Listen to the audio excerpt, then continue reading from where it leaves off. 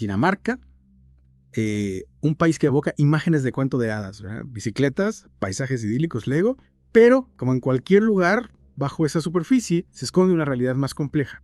Hoy vamos a sumergirnos en el lado oscuro de Copenhague, en una historia de violencia, poder y traición en el corazón del inframundo criminal. Efectivamente.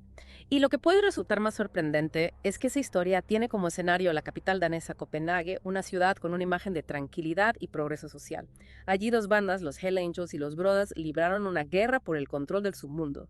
Y el puerto de Copenhague, un punto estratégico en el tráfico de drogas y armas, se convirtió en el epicentro de esta lucha por el poder. Los Brodas, no me suena ese nombre. Los Brothers, abreviatura de Brødre, que significa hermanos en danés, surgieron como una fuerza emergente en el panorama criminal de Copenhague, desafiando el dominio tradicional de los Hell Angels. Entiendo.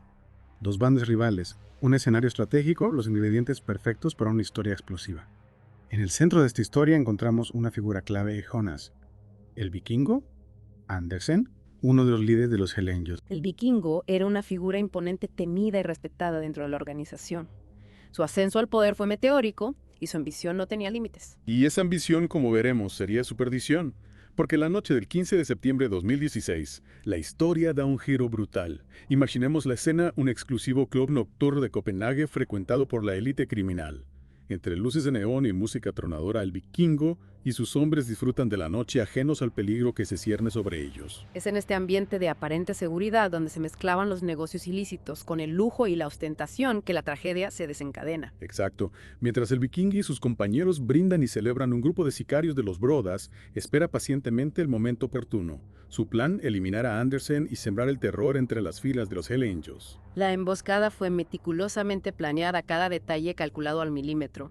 Los sicarios conocían la rutina de Andersen, sus movimientos, la composición de su escolta. Como si alguien les hubiera dado información privilegiada. Precisamente, la precisión del ataque, su brutalidad quirúrgica apuntaban a una traición desde dentro. La ejecución fue rápida, implacable, casi profesional. Solo uno de los hombres del vikingo logró escapar con vida para contar la historia. La ciudad se sumió en el pánico. La policía se preparó para una escalada de violencia entre las dos bandas. Pero mientras investigaban la masacre, un nuevo giro en la trama salió a la luz. Un giro que revelaría una traición aún más profunda y siniestra de lo que se imaginaban. La pregunta que todos se hacían era, ¿cómo pudieron los Brothers orquestar un ataque tan preciso, tan letal? Y la respuesta, cuando se descubrió, conmocionó a todos. Porque la información provenía de un miembro de los propios Hell Angels, ¿verdad? Así es. Y no de un miembro cualquiera. El responsable de orquestar la muerte del vikingo no era otro que Sven el carnicero, Rasmussen, un veterano del club, un hombre de confianza de Andersen. Un carnicero, un nombre que ahora cobra un nuevo significado. ¿Qué llevó a Rasmussen a traicionar a su propio hermano? ¿Qué pudo más que la lealtad, que los lazos que supuestamente unían a los miembros de los Hell Angels? La respuesta, como suele suceder en el mundo del crimen, se encuentra en la ambición desmedida, en la sed de poder. El vikingo se había convertido en un obstáculo para las aspiraciones de Rasmussen. Su liderazgo, su carisma, eclipsaban a otros líderes dentro de la organización.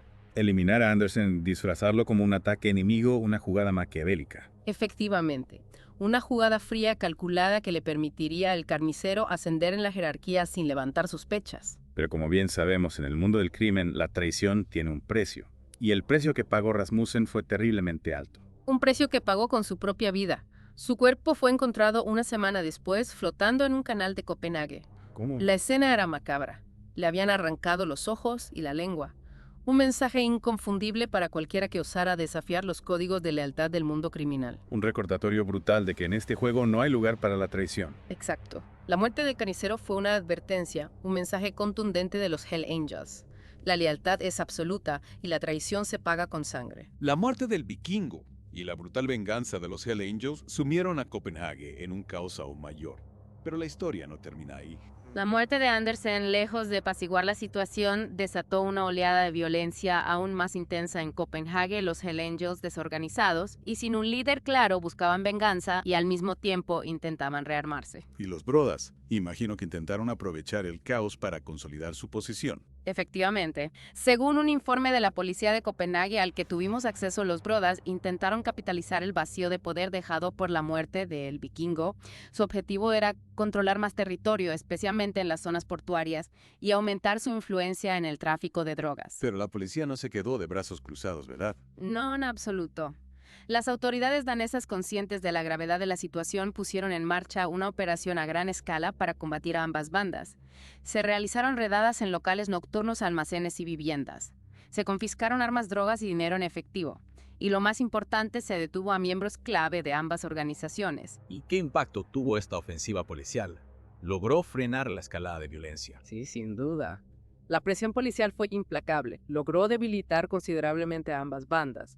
Muchos de sus miembros, ante la persecución policial, huyeron del país o se vieron obligados a abandonar sus actividades criminales. Es interesante cómo un país como Dinamarca, conocido por su alto nivel de bienestar social y su bajo índice de criminalidad, se vio envuelto en una guerra de bandas tan violenta. Es una paradoja, sí. Y nos recuerda que ningún país es inmune a la amenaza del crimen organizado. Volviendo a la historia del vikingo y el carnicero, la traición de Rasmussen nos dejó con una pregunta inquietante. ¿Podría haber más traidores ocultos en las filas de los Hell Angels? Es una posibilidad que no se puede descartar. La desconfianza se instaló en el seno de la organización después de lo sucedido. Imaginemos la paranoia que debió apoderarse de ellos, mirando a tu alrededor, preguntándote quién podría ser el siguiente en clavar un puñal por la espalda. Una situación asfixiante. En ese ambiente de desconfianza, ¿cómo pudieron los Hell Angels reorganizarse y seguir operando? La estructura jerárquica de los Hell Angels, basada en la lealtad y la obediencia, se vio profundamente afectada por este caso. Pero a pesar de la traición de Rasmussen, los Hell Angels lograron sobrevivir. No sin dificultades, por supuesto. ¿A qué precio? A un precio muy alto. La guerra con los Brothers, la presión policial y la desconfianza interna los debilitaron considerablemente.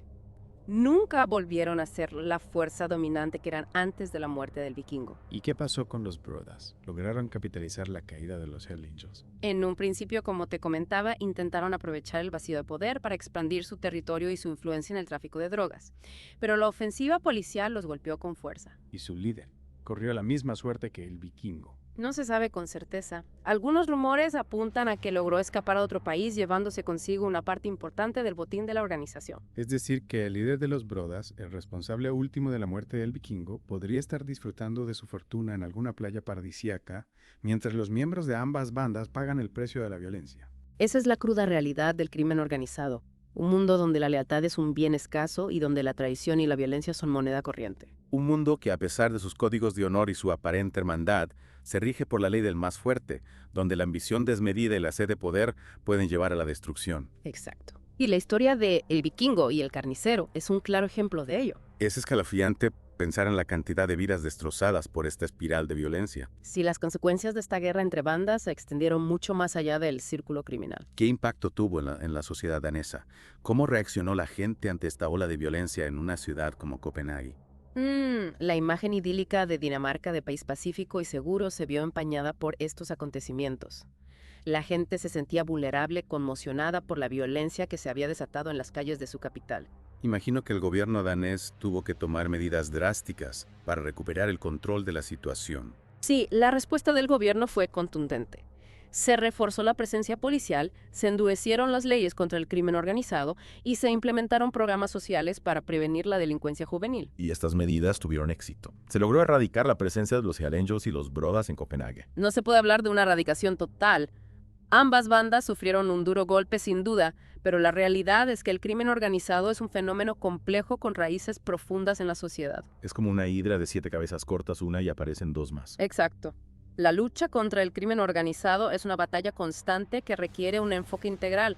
No se trata solo de perseguir a los criminales, sino también de abordar las causas sociales que alimentan este fenómeno: la pobreza, la exclusión social, la falta de oportunidades. Porque al final todos pagamos el precio de la violencia de una forma u otra. Sin duda, la violencia genera miedo, desconfianza, inseguridad y erosiona el tejido social, debilita la convivencia. La historia de El Vikingo y el Carnicero es un recordatorio brutal de que la ambición desmedida, la sed de poder, puede llevar a la destrucción. Y también es un recordatorio de la importancia de la justicia, de la lucha contra la corrupción, para prevenir que este tipo de organizaciones criminales prosperen. Una lucha que nos incumbe a todos. Así es.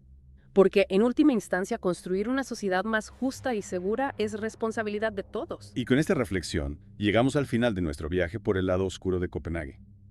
Una historia de traición, violencia y misión desmedida que nos deja con muchas preguntas y una certeza inquietante. La lucha contra el crimen organizado es una batalla que lamentablemente está lejos de terminar.